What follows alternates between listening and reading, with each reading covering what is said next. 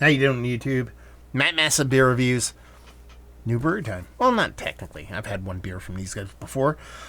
This is Braxton Labs. This is their Edge of Mysteries. Ooh. New England India Pale Ale with Citra hops, dry hopped with Nelson Sauvin. Hop series, 7% alcohol by volume.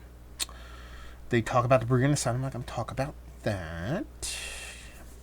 And there you go.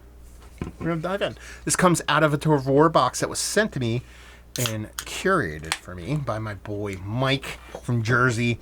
I actually have a box from Tavour coming from the actual company right basically when Mike's box got shipped in the mail. Tavour reached out and said, hey, we'd like to send you a box to reviewer service. And I said, yeah, because I said, hey, I might say good things, I might say bad things. And they said, we don't care. And I said, that's the ticket. You know, I get all these breweries that, you know, not all, but there's some breweries. There's one brewery I really, really, really, really love. Really do. I'm not going to name them. And they hired a PR firm to promote their brewery. And they sent me the email that makes me get angry. Which is the PR firm's like, hey, we would like you to feature so-and-so brewery.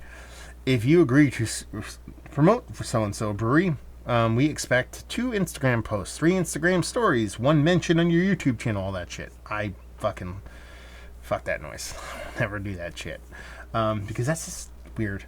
You know, and then there's another brewery that's premiering in New Jersey, and their PR firm wrote me, and they said, hey man, we're releasing this brewery's, I'm bogarting this beer's time for a little bit of soapboxing. I apologize, Braxton Labs. And they wrote me, and this is the way you do it.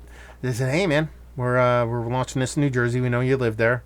Be like, can we send you a bunch of beer? We're gonna have a tasting with the owner of the brewery, or the head brewmaster, and we just want you to join the Zoom and kind of drink along and have fun. And they're like, you can drink along and not even talk to us, just hang out in the background or whatever. Just let us know.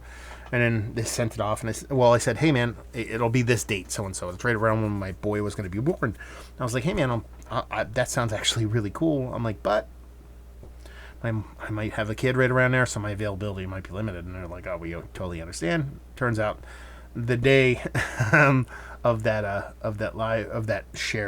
online share was the day I had my boy, and I told him, I was like, sorry dude, and they're like, no, we don't give a shit. I'm like, I'll do a couple of reviews on the channel. So that's how you handle stuff. You don't be like, give me this, give me that, give me this, give me that, and I'll give you some beer. This is not how it works. Anyway, I'm sorry, Braxton, for bogarting your time here. Label-wise, love it. Simple, to the point, not too crazy. Not much of a head because I talked way too long on the pour of that. But it has this nice kind of hazy, rich glow to it. Kind of rich orange core, kind of cataracty edges, kind of whipped up that head pretty quick. Super tight connect bubbles. It's called a nose for a reason. I don't know what I think about this beer. I don't know if I'm going to love it or hate it. There's this fruity pineapple component with this little bit of kind of fluttering greenness in it that has me really tantalized. But you're talking about 7%, right? 7 on the nose? 7? It lacks any kind of like aggressiveness. 7%, I want a little bit of something, you know? Just not getting it here, but there's goodness in those cells. There might be even a little like weedy danky thing. Or dare I say a little bit of kind of oniony thing. I would love so much. But yeah, that's pretty much it. Nose isn't gigantic, but what's in there has me kind of piqued interest. Let's see what you got, Kentucky. Cheers.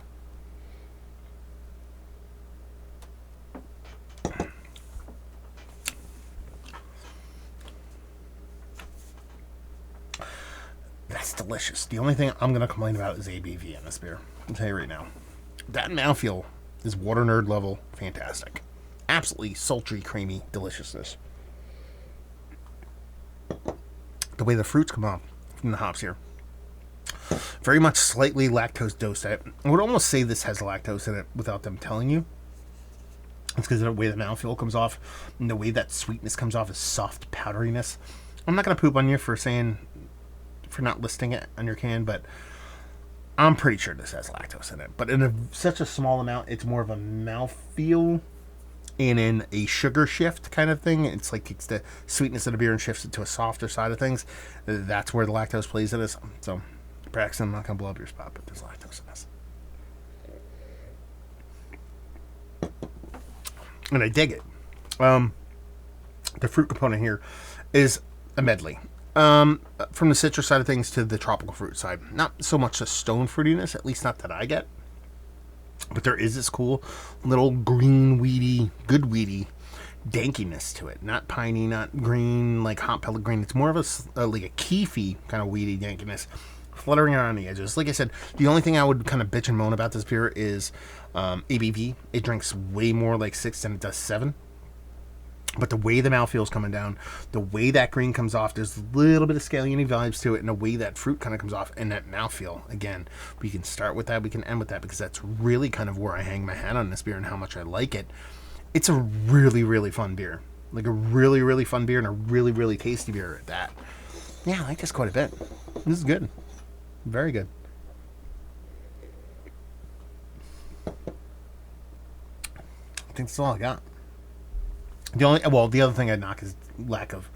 People need to know if lactose is in their beers. Newport, Kentucky. Brewed in Kentucky. If there is not lactose in here, I will stop doing YouTube. That's all I have to say. That's all I have to say. It's not a negative thing. Like, I understand that, but I just feel like ingredients should be disclosed. I'm soapboxing here at the beginning, not even for Braxton Labs, but in the middle. But let's put it this way. I have no ill will towards lactose, nor am I intolerant of it. I am very tolerant of lactose. I enjoy it quite a bit. It works really well in this beer. And in the way that it's so minimal, it just adds mouthfeel and a little bit of soft kind of a sweetness to it that keeps that refined sugar bit down. It ends up making a really fun beer. The grand scheme of things, you could crank up those hops a little bit, both on the bittering green, or more I should say, green side of things, and a little bit on the fruit side of things to get to that ABV level, to get to that 7% to make it make sense. But you given this beer, I am drinking this whole can, no questions asked. I think it's really fun. It reminds me very much mouthfeel-wise of Hop Butcher. Let's put it that way. So, not necessarily in the hop end of things. Like I said, Hop Butcher has this, they do a lot of kooky things with hops, but they tend to get their kind of impact level for ABV on the hop side of things pretty much spot on, if not a little bit bigger. So when they throw out a 7% beer, it's typically drinks like 7% across the board beer wise, but more specifically the way the hops impact the beer. This is where this one, the mouthfeel, everything kind of rings true in that sense, but it just kind of a little bit lower on the hop present side of things. Let's talk about it. So one of the better hazy pale ales that I've had as of late. Yes, it's up there. You know what I mean? Is it Mount Rushmore status? That lack of impact hop-wise at the higher ABV on a date I cannot find. It's got to be fresh. I'm only saying that because, like I said, Mike put this beer mail together. He picked the beers onto for himself, paid for it, sent it to me, and almost all of them were really fresh. Like, I think the oldest one I got was just under 3 months old, so I assume even at 3 months old this should be good. So I think this is the way the beer is, as opposed to an age thing, but it's tasty nonetheless. Value availability, again, is the big one.